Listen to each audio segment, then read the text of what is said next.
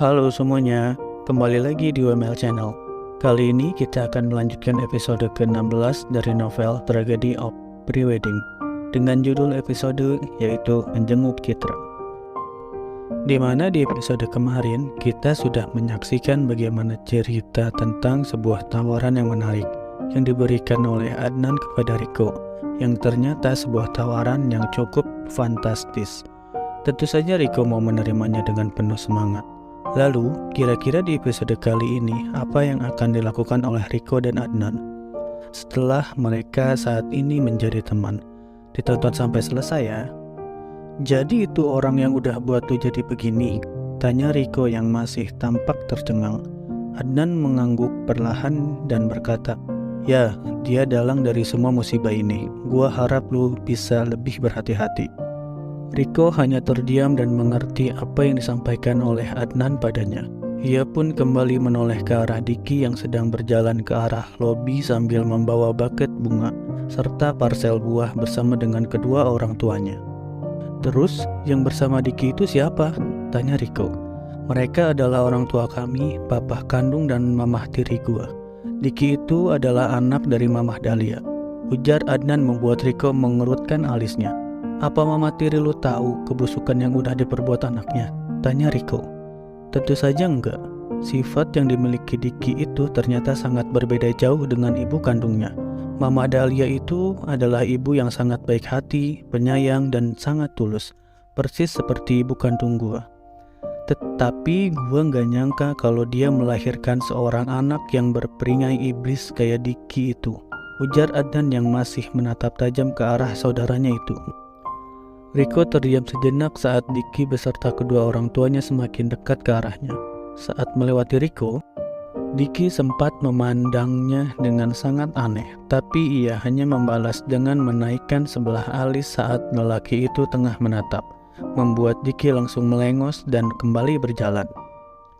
Setelah melihat Diki dan kedua orang tuanya memasuki lift, Riko kembali menoleh ke arah sosok Adnan yang raut wajahnya begitu datar. Ia pun mengerti betul bagaimana perasaan yang tengah dirasakan oleh sosok lelaki tampan itu. Melihat orang-orang tercintanya harus hidup berdampingan dengan seorang pengkhianat.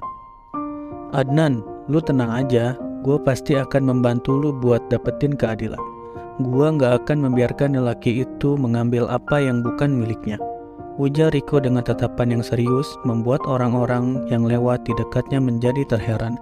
Melihat tingkah lelaki itu yang berbicara seorang diri, terdengar pula suara orang-orang yang berbisik mengatakan bahwa Riko itu orang yang aneh. "Gua paham, Riko, tapi lu harus lebih berhati-hati dan mulai membiasakan diri dengan kehadiran gua ini. Jangan sampai lu malah dikira gila sama orang-orang karena ngomong sendiri," ujar Adnan membuat Riko tersenyum simpul sambil menilik ke sekelilingnya. Sementara itu, di tempat lain, Imron, Dahlia, dan juga Diki sudah berada di kamar rawat Citra. Mereka datang untuk menjenguk gadis itu. Setelah berbincang-bincang dengan Hendro juga Hana, kini mereka memahami betul apa yang dialami oleh Citra adalah sebuah bentuk kesedihan yang sangat mendalam. Bahkan emosi gadis itu pun masih belum juga stabil.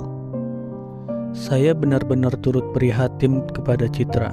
Kepergian Adnan membuat dia sangat depresi," ujar Dahlia.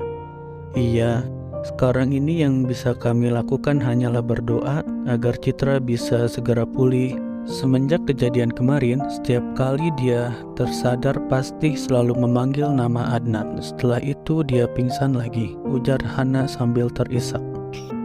Sebelumnya, Citra juga sempat mengalami mimpi yang buruk. Katanya ia melihat Adnan mati terbunuh.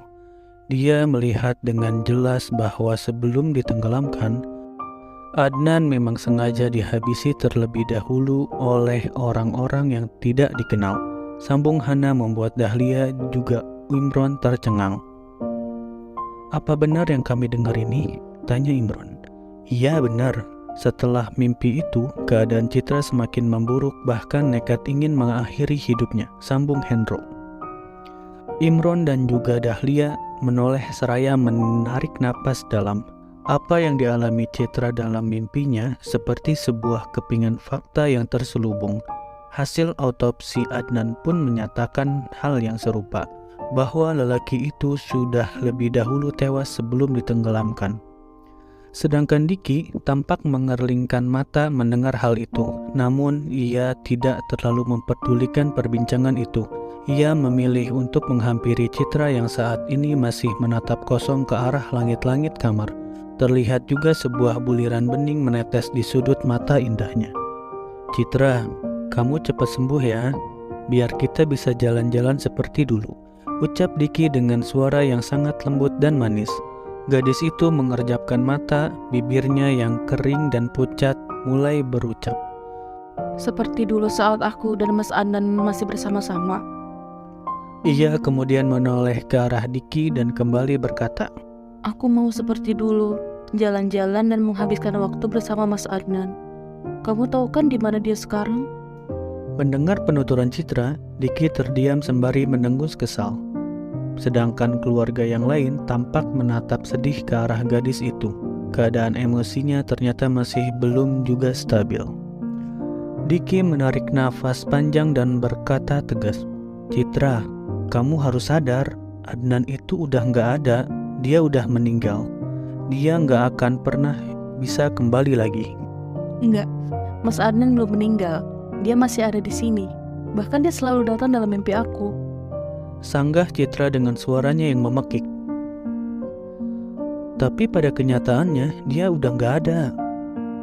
Timpal Diki membuat Citra memasang raut wajah yang begitu bengis menatapnya. Bibirnya mengatup dengan sangat rapat, napas mulai naik turun dengan berat. Rasanya ia begitu muak mendengar penuturan Diki. "Mas Adnan belum mati. Dia masih ada. Kamu jangan pernah bicara seperti itu lagi," ucap Citra dengan setiap katanya penuh penekanan. Oke, aku minta maaf. Aku gak bermaksud membuat kamu sedih, tapi aku cuma mau melihat kamu bahagia lagi. Aku gak mau lihat kamu terus bersedih kayak gini, ucap Diki yang membuat gadis itu kembali menumpahkan tangisnya. Melihat Citra yang semakin emosional, dokter pun menyarankan agar keluarga dan orang-orang terdekatnya lebih baik membiarkan gadis itu untuk kembali beristirahat dan jangan berbicara sesuatu yang mengingatkan ia pada masa lalunya. Dokter juga memberikan obat penenang untuk Citra sehingga gadis itu kini kembali terlelap. Kalau begitu, biarkan Citra sendiri dulu. Sementara waktu dia memang butuh banyak beristirahat, ucap Hendro yang kemudian beranjak meninggalkan kamar rawat putrinya dan diikuti oleh Imron juga Dahlia. Sementara itu, Diki masih berdiri termangu di ambang pintu kamar rawat Citra. Tak henti ia menatap gadis yang dicintainya saat ini dalam keadaan yang sangat memprihatinkan. "Kamu harus sembuh. Kamu harus bisa melupakan Adnan. Dia sudah mati. Dia gak akan bisa kembali sama kamu, Citra. Aku gak akan membiarkan kamu terus mengingat dia," ucap Diki yang kemudian menutup pintu itu dan beranjak pergi. Tak lama kemudian, Riko dan sosok Adnan pun tiba di ruang rawat Citra. Riko memasuki kamar itu dan hatinya sangat terenyuh melihat gadis yang kemarin berhasil ia selamatkan, kini sedang terbaring lemah di hadapannya. Ia pun mendengar beberapa hal yang telah disampaikan oleh dokter tentang keadaan gadis itu. "Kasihan banget dia. Mungkin dia cinta banget kali ya sama lu, Adnan. Sampai-sampai dia depresi kayak gitu," ucap Riko membuat Adnan tampak bersedih. "Iya, lu benar. Dia sangat mencintai gua, begitu juga sebaliknya. Seandainya gue bisa kembali hidup, gue akan terus membahagiakan Citra. Gue akan memberikan segalanya untuk dia. Tapi kematian gak pernah ada yang tahu. Bahkan siap gak siap kita harus menghadapinya," ujar Adnan. Kemudian ia melangkah ke arah gadis itu, melihat wajah gadis cantik yang sangat ia rindukan, mencoba untuk membelai lembut wajahnya. Tapi apalah daya, ia saat ini hanyalah sosok yang tak kasat mata. Kehadirannya, suaranya juga sentuhan yang ia berikan tak akan dengan mudah dirasakan oleh orang yang masih hidup. "Citra, kamu benar, sayang. Aku masih di sini bersama kamu. Aku masih selalu setia untuk kamu. Kamu harus cepat sembuh dan kembali berbahagia. Melihat kamu sakit, rasanya aku juga semakin sakit," ucap Adnan membuat Riko merasa begitu terharu. Tak lama kemudian, gadis itu mengerjapkan mata dan menoleh ke sekelilingnya. Entah mengapa, ia seperti mendengar suara lelaki yang sangat ia cintai itu tengah berbicara padanya. Mas Adnan, Ucap Citra sambil menilik ke segala penjuru mencari lelaki itu. Tapi ia tak juga melihat kehadiran Adnan. Ia berusaha untuk beranjak dari kasurnya untuk mencari lelaki yang dicintainya itu. Namun dengan cepat, Riko segera menghampirinya agar gadis itu tetap tenang.